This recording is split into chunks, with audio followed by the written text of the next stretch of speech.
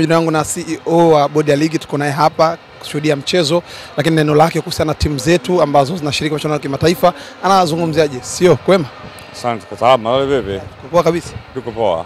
Tumeshuhudia timu yetu ya kwanza hapa nyumbani imefuzu hatua ya kwanza kutoka hatua ya awali, lakini ni timu ya pili kukijumlisha Tanzania bara. Jana tumeona KMKM, leo Young Africans. Kwako ulikuwa ni mchezo namna gani na nini neno lako kwenye mchezo ambao umeushuhudia na wa jana pia? Mimi kwanza binafsi napenda kumshukuru Mwenyezi Mungu kwa sababu sisi kama wasimamizi wa ligi kuu ya Tanzania kwa maana ya NBC Premium League na timu ambazo zinashiriki zimeonyesha mafanikio makubwa kwa hatua hizi ambazo ni za awali, kwa maana ya kwamba wameshinda mechi zote za ugenini, na leo hii tena Yanga ameweza kupata ushindi kwa maana kuelekea katika stage inayofuata. Kwa hiyo neno langu mimi ni kuendelea kuwaomba na kuwasisitizia ya kwamba zile timu ambazo bado hazijacheza kwa maana ya kwamba ya Azam, Singida pamoja na Simba, ninatakia kila laheri na ninaamini kwamba watapata ushindi ili kuwakilisha Tanzania. Pia tunawapongeza KMKM kwa maana upande wa visiwani kwa hatua ambao tayari wameshaingia hatua inayofuata. Nyinyi kama uongozi wa ligi Tanzania bara, nini mnaziona wapi timu zetu kwenye mashindano ya kimataifa hususan msimu huu, msimu uliopita? Kwa maana msimu jana tumeona Simba imecheza finali ya shirikisho, lakini nini unakiona kwenye vilabu vyetu kwenye msimu huu? Ninachokiona mimi ni kwa sababu hivi vilabu vimesajili vizuri sana kwa mwaka huu na msimu ambao tunauendea, na tunaamini kutakuwa na ligi ambayo ina ushindani kwa maana ya huko Tanzania bara kwenye ligi yetu ya NBC Premium League. Kwa hiyo ninaamini mwaka huu watafika mbali zaidi ikiwezekana kuchukua kombe kabisa. Tunaona pia ratiba pia tumeiona. Tunaona safari vipola vipo pale. Tunaendelea kuomba Mungu na tunataka tuendelee kama hivi itakavyokuwa. Yanga wamemaliza mechi hapa, wanaenda kwenye mechi ya ligi. Jana wamecheza mechi ya ligi. Mezingatia kabisa kama ambavyo tulisema, ratiba zetu zimebanana. Tunawaombea kwamba vilabu waweze kufanya maandalizi mazuri, lakini pia kwa sababu ya ratiba jinsi ambavyo imebanana kama ambavyo tulisema hapo awali, lakini tunaamini kwamba tutakwenda vizuri na tutamaliza ligi salama.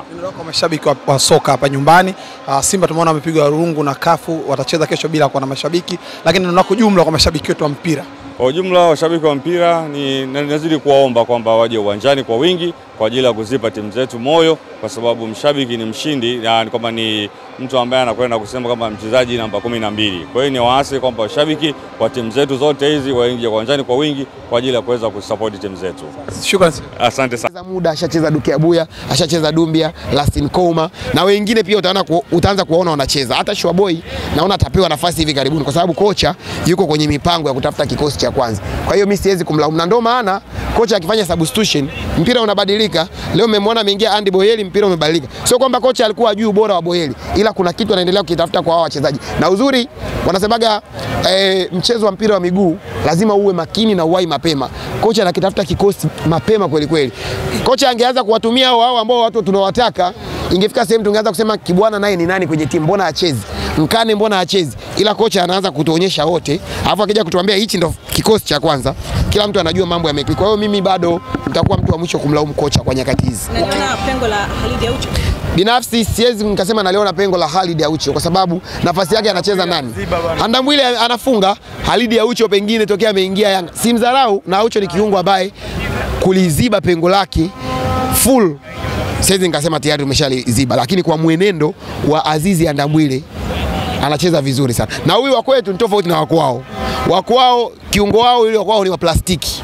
Kwanza akicheza mechi ujue ana uhakika wa kadi ya njano. Mwamba kama Vinga, Kaisedo wa Jangwani, Aziz Andambwile hapati kadi, ya juu anaichukua, ya chini anaichukua, on target anapiga na kufunga anafunga. Kwa hiyo huyu wa kwetu ni X factor. Yaani kiungo wetu wa kuharibu mipango Azizi Andambwile ni X factor pia kwenye timu. Tofauti na viungo wengine, ukisikia wamefika kwenye box basi utajua kesho yake wana injury. Juzi kiungo wao plastiki amefika kwenye box, tunaambiwa saa hizi mchezo sijui wa kesho hata ucheza. Kwa hiyo jua kutofautisha class. Mimi na bado nikimwona mtu anamchambua kocha wa Yanga bado namuona hayuko sawa. Wewe timu inaongoza tatu. Unataka mpange Dumbia wani. Dumbia akiumia na kuna mchezo wa Mbeya City. Kwao ni bado mapema sana kuanza kumshitia shutuma kocha, kuanza kumwambia kocha sijui anazingua. Bado mapema sana. Unaamini kwamba Yanga inabebwa na Pacome, kwa maana Pacome akishafunga ndio wachezaji wengine wanafufuka na kujua kwamba tupo mchezoni? Pacome anajua majukumu yake nini afanye kiwanjani. Tunavyosema Pacome ni MVP, most valuable player, hatukosei. Pacome ameona sasa hii timu sawa, tuna aggregate ya 3-0, lakini mashabiki wamelipa viingilio, wanahitaji kuenjoy mpira. Akafunga goli zuri ambalo amewekewa assist na Andy Boyele. Kwa hiyo Pacome ni mchezaji ambaye sihitaji kwenye hizi mic kuanza kumuelezea. Ana make statement kiwanjani.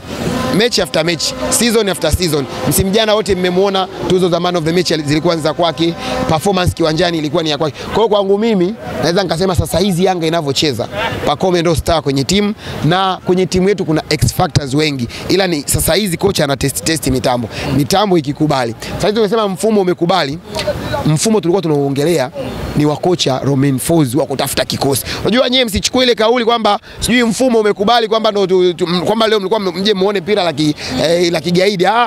Mfumo umekubali wa kocha Romain Folz, umeshaanza kukubali kwa sababu ameanza kupata baadhi ya key players kama Djigui Diarra, Pacome Zouzoua, Mohamed Dumbia ambaye leo alikosekana. Sasa ukitaka kujua kwa nini alikosekana, unapaswa kuuliza. Sio uanze tena unalaumu kocha, sijui ana vikosi vingi kila siku. Kuna mtu kaniandikia Instagram, wewe una akili chawa, unamtetea kocha wenu kila siku vikosi vipya kama sijui kesi ya Lissu. Nikamwambia tulia, mpira hutaki mambo hayo. Mpira unataka formation, mambo yasitiwe. Sasa hivi tunavyoongea Madrid huko anateseka na ana Mbappe, ana Jude, ana Thibaut Courtois. Kwa hiyo ni swala tu la muda, mambo ya takriki. Mbeya jamani, Mbeya sio kocha wetu anatoa lineup, yuko Casemiro, yuko Ninju, mnaanza kumfokea. Uzuri kocha wetu anatupa matokeo, yani matokeo ndio jambo la kwanza. Pacome atafunga na timu itapata matokeo. Sasa leo hii kama mnadhani tumecheza vibaya, narudia tena. Kwenye mchezo wa Yanga na Pamba niliwaambia kama unadhani Yanga tumecheza vibaya, njoo kesho yake. Kesho yake mlikuja mkaona pira lile la Fountain Gate.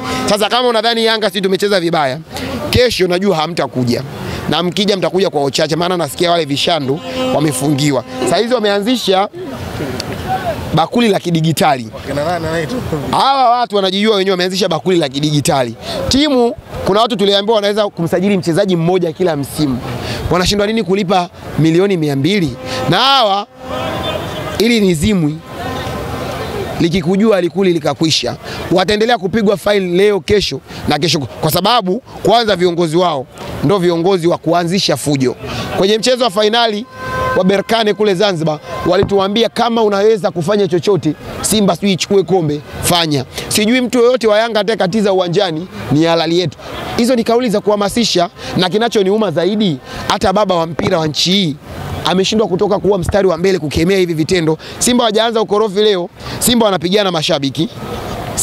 Yuzi Simba Day uliona mashabiki wanapigana wenyewe kwa wenyewe. Simba wanapigana viongozi, dressing room kila siku tunaona. Simba wanapigana mpaka wachezaji. Zanzibar tuliona Kamara na Fabrice Ngoma wanataka kutoana mashati katika kipindi timu inaenda mapumziko. Kwa hiyo hii ni tabia ambayo walilelewa tokea Tambo, anafunga magoli, wao wanangoa viti, wakalelewa. Function kafu wakapiga dude. Kuna siku hawa watu tutaona taarifa kwa umma, CAF na FIFA wamewafungia msimu mzima, hamna kuingiza mashabiki. Kwa sababu kwanza mashabiki wao ni vishano. Na ule mchango tumejitahidi hata sisi watu wa Yanga kuwachangia, lakini mpaka naingia uwanjani nilikuwa naambia hata milioni 2 haijafika.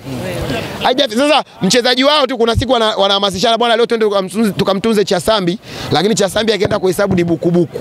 Akifanya toto anakuta toto ni 100,000. Sasa Yanga mchezaji akitunzwa tu dakika 2-3 unaiongelea laki na hiyo bakuli lao la kidigitali aliwezi likatiki, kwa sababu timu yao ni ya mchongo. Na kesho wote tutakuwa kwenye TV, lakini mtakuja kuniambia Simba ushindi wake kesho 1-0. Kama sio 1-0 anaondoka kwenye mashindano.